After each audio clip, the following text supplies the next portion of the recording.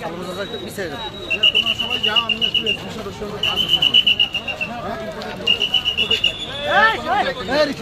রায়ের মাধ্যমে তো প্রমাণিত হলো যে সমস্ত একটা গায়েবী মামলা ছিল, ভুয়া মামলা ছিল।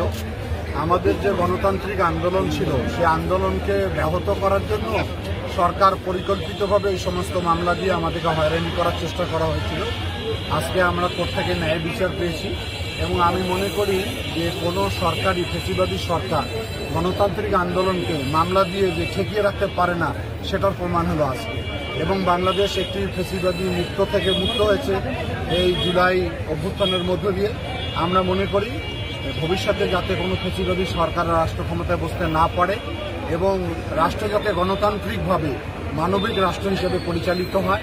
আমরা যারা রাজনৈতিক কর্মী আমরা সবসময় গণতন্ত্রের পক্ষে কথা বলেছি। এই কথা বলার কারণে আমাদের হাজার হাজার নেতাকর্মীকে হত্যা করা হয়েছে, গুম করা হয়েছে, পঙ্গু করা হয়েছে, হাজার হাজার মামলা আমাদেরকে দেয়া হয়েছে, কিন্তু আমরা রাজপথ থেকে সরে যাইনি। আমরা আমাদের গণতান্ত্রিক আন্দোলনটাকে ধরে রাখার জন্য নেতাকর্মী আমরা সম্মিলিতভাবে প্রচেষ্টা চালিয়েছি। সেটি জুলাই অভ্যুত্থানের মধ্য দিয়ে সফল হয়েছে। আগামী দিনে একটি নিরপেক্ষ এবং গ্রহণযোগ্য অংশগ্রহণমূলক নির্বাচনের মধ্য দিয়ে জনগণের সরকার যাতে প্রতিনিধিত্ব করে, এটাই এখন আমাদের আশা।